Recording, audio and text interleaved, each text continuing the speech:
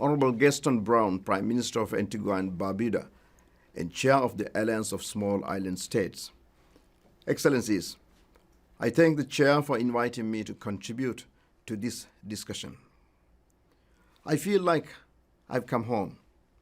I was there in Rio when we convened the first meeting of AOSIS leaders, when we formed AOSIS. I was there in Barbados at the first UN Conference on Small Island States. Excellencies, AOSIS is my family, and my presidency, dear friends, is an AOSIS presidency. This AOSIS Leaders Summit is particularly timely. The dual crises of climate and COVID have left already vulnerable countries both threatened and struggling. On the one hand, climate change looms as an existential threat. And on the other hand, the very finance and resources needed to build adaptive capacity have been depleted by the pandemic. This, as you are all aware, is mainly due to global contractions in two sectors that are key to many SIDS: coastal tourism and fisheries. The crisis has also amplified by SIDS' structural vulnerabilities, such as high fiscal deficits and public debt levels, and significant constraints to the mobilization of both public and private finance.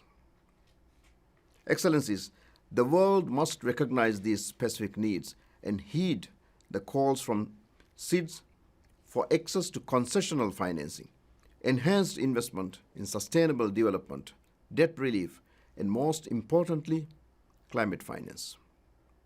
Furthermore, any recovery effort aimed at SIDS economies should result in unlocking new sustainable economic opportunities that can foster diversification and resilience. During the 76th session, I intend to use the opportunity of multiple environmental summits to amplify the voices and concerns of SIDS and to underscore these messages. Specifically, I will convene a meeting ahead of COP26 in October with the intention of drawing attention to much-needed finance and capacities on the ground.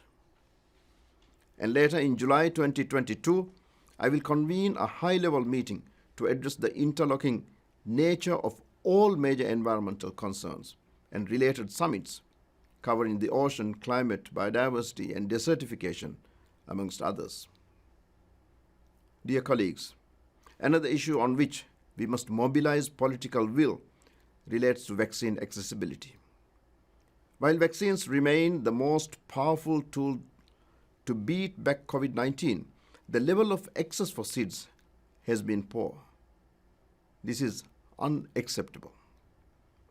I will use the convening power of the General Assembly to host a high-level meeting geared towards addressing vaccine inequity.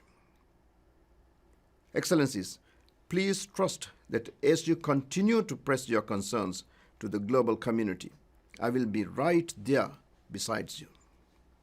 As a Maldivian, I know the challenges faced by SIDS can feel daunting.